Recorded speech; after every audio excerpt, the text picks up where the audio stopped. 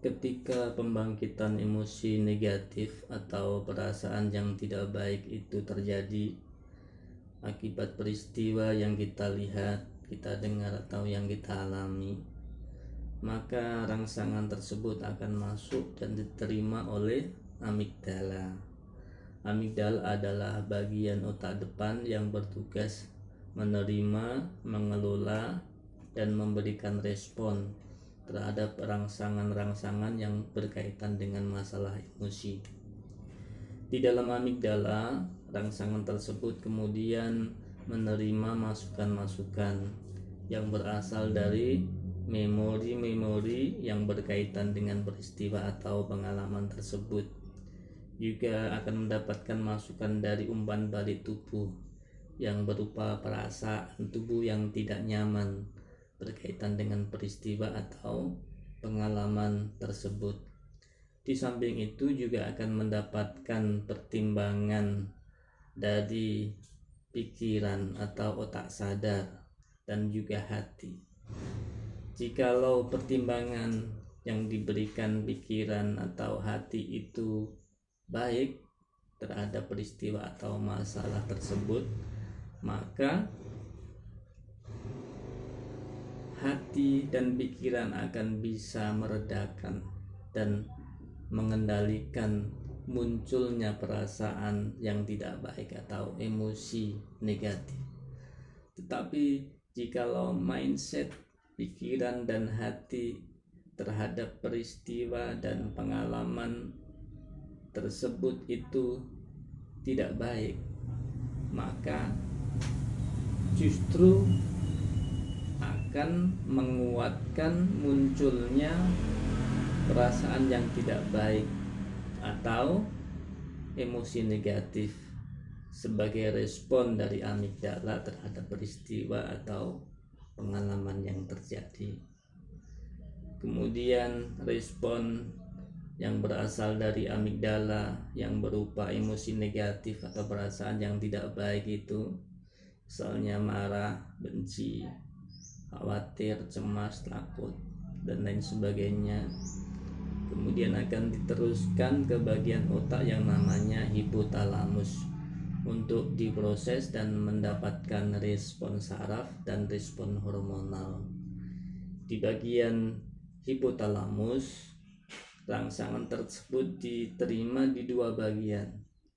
Yang pertama yaitu di bagian hipotalamus samping atau lateral hipotalamus. Kemudian oleh hipotalamus samping, rangsangan tersebut akan diteruskan ke bagian otak yang namanya RVL medulla atau rostroventricolateral medulla, yaitu bagian otak sisi samping, bawah, depan, bagian dalam.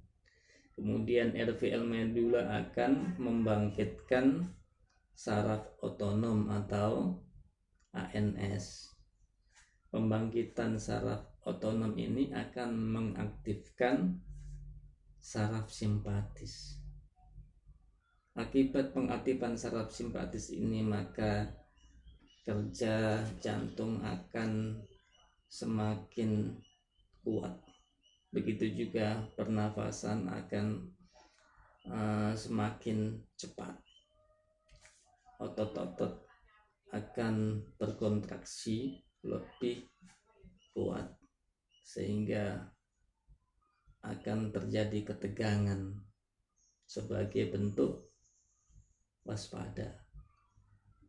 Tapi sebaliknya, organ pencernaan mengalami perlambatan. Demikian juga organ pembuangan seni atau pembuangan sisa-sisa metabolisme itu mengalami perlambatan. Kemudian pengaktifan saraf simpatis ini akan merangsang adrenal medulla, yaitu bagian kelenjar adrenalin bagian dalam. Kemudian adrenal medulla akan memproduksi hormon adrenalin. Di bagian itu hipotalamus yang lain, yaitu bagian BVN hipo, yaitu paraventrikuler hipotalamus. Rangsangan yang berasal dari amigdala ini akan direspon dengan mengeluarkan hormon CRF atau faktor pelepas kortikotropin. Kemudian CRF ini akan menuju ke bagian otak, yaitu di kelenjar pituiter atau kelenjar hipofisis. Kelenjar pituiter ini adalah kelenjar utama yang mengkoordinasi kerja seluruh kelenjar di dalam tubuh.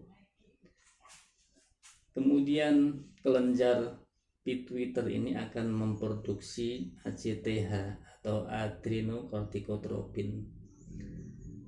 Selanjutnya ACTH ini akan dilepaskan ke dalam darah dan menuju adrenal cortex, yaitu bagian kelenjar adrenalin di bagian luar.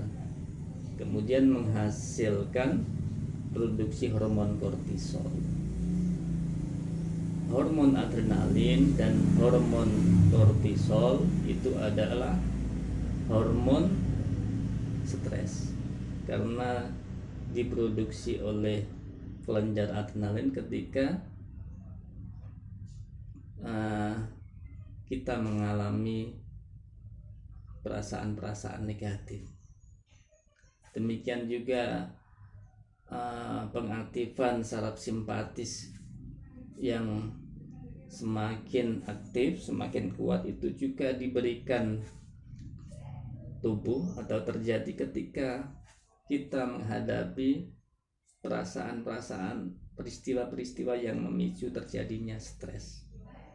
Dalam keadaan normal, pengaktifan saraf simpatis dan produksi hormon adrenalin juga kortisol ini akan sangat bermanfaat terhadap tubuh karena akan membantu metabolisme,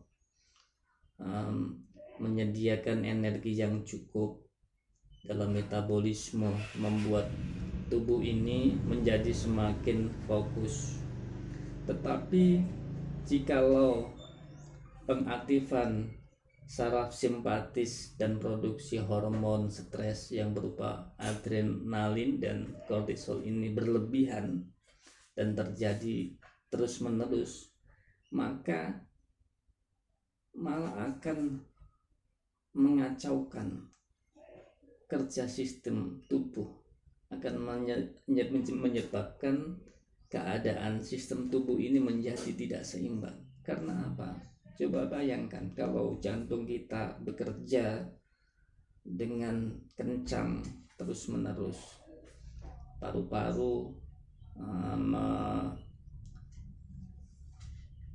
memompa nafas dengan cepat secara terus-menerus, otot-otot berkontraksi terus-menerus.